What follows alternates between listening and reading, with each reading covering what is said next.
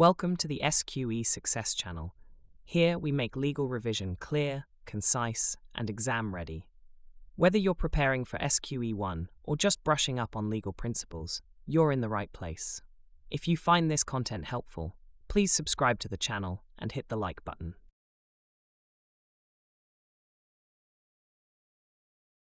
Question 3. A limited company granted a floating charge over all its assets in favor of a machinery supplier as security for ongoing trade debts. This charge was never registered at Companies House. Several years later, the same company entered into a debenture with a bank. The debenture also created a floating charge over all the company's assets in respect of a loan. Before signing, the company informed the bank of the earlier floating charge held by the supplier. The bank's charge was properly executed and registered within the statutory time limit. 10 months later, the company entered administration, owing money to both the bank and the supplier. Which creditor has priority over the company's assets? A. The bank, because the limited company's unregistered charge is void against the company. B. The limited company, because the bank was notified of the earlier charge. C. The bank, because the supplier's unregistered charge is void against the administrator and the banked. D. The limited company, because the bank's charge was created within 12 months before administration. E.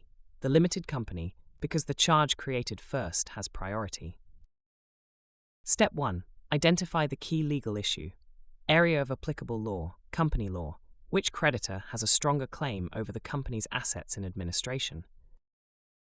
Step 2. Understand the key legal concepts. 1. Registration of charges under the Companies Act 2006. Under Section 859A of the Companies Act 2006, any charge, including a floating charge, created by a company must be registered at Companies House within 21 days of its creation. If the charge is not registered, it is void against the liquidator, administrator, and other creditors. It is still valid between the company and the charge holder, but this has no effect once the company enters administration or liquidation. Step 3.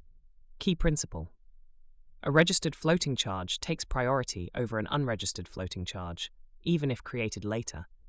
This reflects the goal of transparency in company charges, protecting subsequent creditors and administrators who rely on the public register. Step 4. Let's analyze the options. A. Incorrect. The unregistered charge is still valid against the company itself. It is only void against administrators and creditors. Actual notice is irrelevant. Registration governs priority, not knowledge of earlier charges. D. The clawback rule for floating charges created within 12 months, 245 Insolvency Act 1986. Only applies if the company was insolvent at the time and the charge was not for new value. Not the issue here. Correct answer, C. The bank, because the trade limited company's failure to register its charge makes the charge void against the administrator and the bank. It is still valid between the company and the charge holder, but this has no effect once the company enters administration or liquidation. Conclusion. Because the limited company failed to register its floating charge, it is void against the administrator and the bank, meaning the bank's charge has priority, even though it was created later. Assessment of knowledge. Now that you have analyzed the question and solution, it is important that you retain the learning points. You will now be given a couple of questions relating to contract law.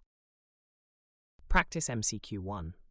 A construction firm grants a floating charge over its assets in favor of a tool supplier in 2021, but the supplier fails to register the charge at Companies House.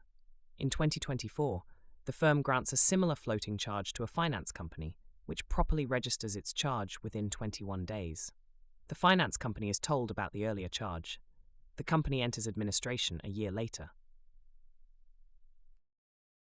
Who has the better claim over the company's assets? A. The tool supplier, because their charge was created first.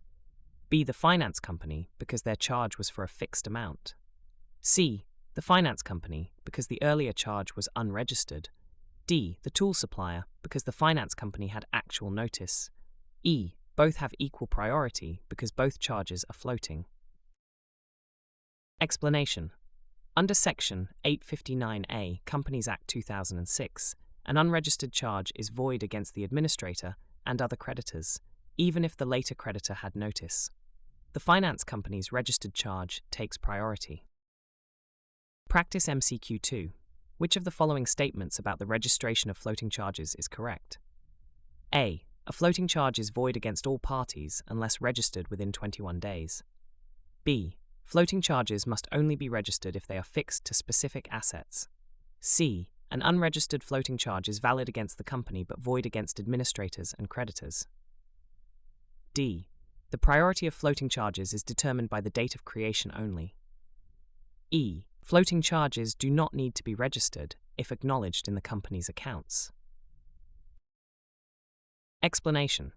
Under Companies Act 2006, an unregistered charge is still valid against the company, but it has no effect in insolvency. Priority is determined by registration, not creation date or actual notice.